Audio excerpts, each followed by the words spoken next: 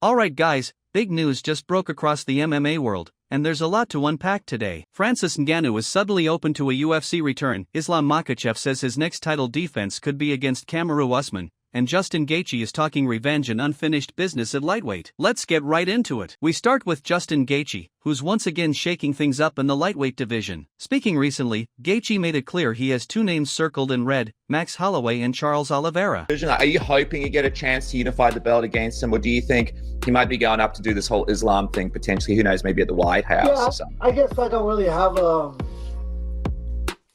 an opinion. I mean, if he went up, I would just be the champion, which I would, I'm not going to complain about. But I think what that leaves open is the chance for me to get a rematch against Max Holloway or Charles Oliveira, get my belt and get the BMF belt. And ultimately, that was the script I've been speaking into existence since the Physique fight. I thought I was going to fight Ilya in January, and then I was going to fight Max or whoever had to be Max or Oliver. Now they're fighting, but before it was just Max. I was going to fight Max on the White House card, and then have both those. And that brings us to the next big topic. Gaethje addressed Arman Tsarukyan. Gaethje showed sympathy for Tsarukyan, who many believe deserves a title shot. Oh, I mean, I felt just as much hate for me as I did for him. For you? Why? I feel like they're happy. The people are happy about this. You getting this? I mean, my fans are. The people that support me are. But obviously, Arman's the one. If you're an Arman fan, you obviously feel slighted, and I understand that. But this is such a crazy game, and timing is everything. I beat Dustin Poirier, and then he ended up fighting for a belt after that. This is just a crazy game.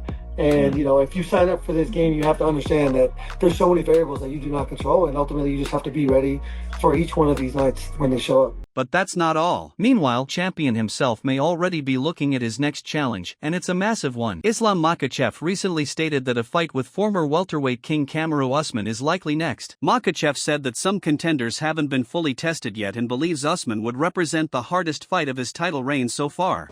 Кто в идеале твой следующий соперник? Я на интервью говорил, что с Усманом хочу подраться. Но что-то медиа не верит в этот бой, я смотрю. Но мое личное мнение, Усман переедет этих всех пацанов, которые сейчас новые появились там. Тот же Моралес, тот же этот Пратес ударник. Это пацаны не проверенные еще. И я думаю, что Усман не самый тяжелый бой был бы для меня. И в медийном плане мы смогли бы, как бывший чемпион, больше всего защит в моем весе, и мы смогли бы как-то хорошо продвинуть этот бой и показать уже красивый бой. Да. И сейчас тоже на данный момент Баркли, если я не ошибаюсь, был один из претендентов. Баркли. Был один из претендентов. Усман просто его разобрал. И уже забыли Бакли. Если Бакли выиграл бы, все, он был бы 100% номер один претендентом. Вариантов много. Если честно, на мой вес сейчас как-то ожил welterweight. Я думаю, сейчас вариантов очень много. Посмотрим, я вообще мне без разницы. И все должны предложить скоро. Я сказал, если им бы не было без разницы, потому что я чувствую, что я смогу долго в этом весе себя пояс сохранить и себя там комфортно чувствовать. In another corner of the MMA world, Daniel Cormier has entered the conversation, and he's not exactly on the same page as Dana White. Cormier strongly disagreed with the idea that Tsarukyan needs to work his way back after missing a previous opportunity. DC argued that since withdrawing from the Makhachev fight, Arman has done everything right and should already be competing for some version of the lightweight title. He had an opportunity, you guys know how that played out. He's going to have to work his way back. I don't give a shit what number is next to your name. You're going to have to work your way back. Look, again, I get it. But I weighing in as the backup fighter, fighting Dan Hooker, those are all steps towards regaining that confidence in the organization to get him a title fight. I still believe that Arman Tsarukyan should be fighting for some version of the UFC lightweight championship. A lot of people believe he's the best lightweight in the world that Islam's gone. I'm not saying I'm one of them, but there are a number of people that believe that. He deserves a title fight. He deserves a title fight. His style is a nightmare for every guy that's right now hanging around the belt. But let's shift gears for a moment. Khamzat Chimaev and Nasruddin Imavov have now shared new training footage as they prepare for their upcoming clash, and fans are already breaking it down frame by frame.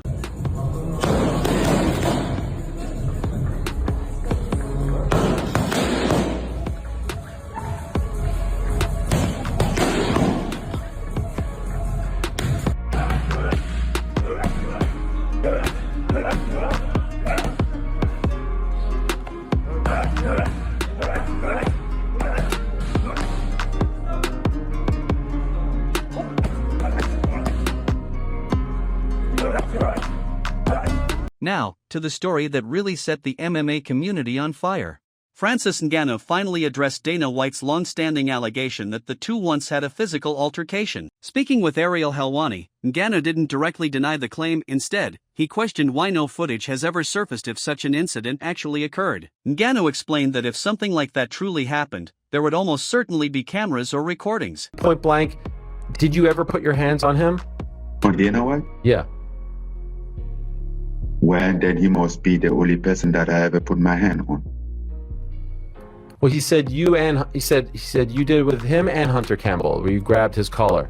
In his office, that's what he said, right? Correct. Well, I'm sure he has a lot of camera there. So you would invite him to, hey, show the proof? I'm not inviting him to do anything. I'm not in court. No, I know. But you know, Francis, he's on a podcast. He's saying, hey, this guy's a bad guy. He put his hand on me. He did all this stuff. This is not a good person. That paints a picture of an ugly scene.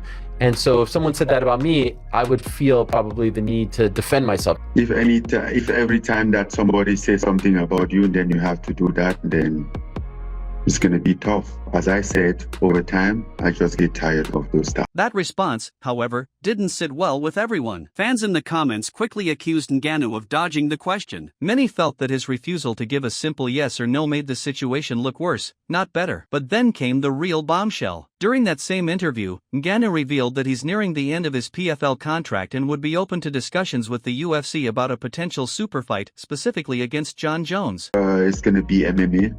Since I'm getting very close with on the PFL contract, so they have to give me a fight. Okay, when you say close, what do you mean by that? Close to the end? Yep. Okay. When is that? Soon. Okay. You talked about wanting to fight Jon Jones at the White House, right? Did I say that? There was some talk about that. You said that would be the biggest fight on Twitter. You had mentioned that. Yeah, I mean, yes, if that could have happened. Right. What I'm asking is, obviously that would be a huge deal. We know you've always wanted that fight. Would your PFL contract end before that event happens so that it would work out to where you could explore that as an option? Yes. A Jones vs. Ngannou super fight has been the biggest what if in MMA for years, and suddenly, it feels closer than ever to becoming reality. So there you have it. Gaethje chasing revenge and legacy, Islam eyeing Kamaru Usman, DC defending Tsarukyan, Ngannou pushing back on allegations, and the door cracking open for a UFC return that could change everything. Thanks for watching. If you enjoyed the video, make sure to like and subscribe for more breaking MMA news, and we'll see you in the next one.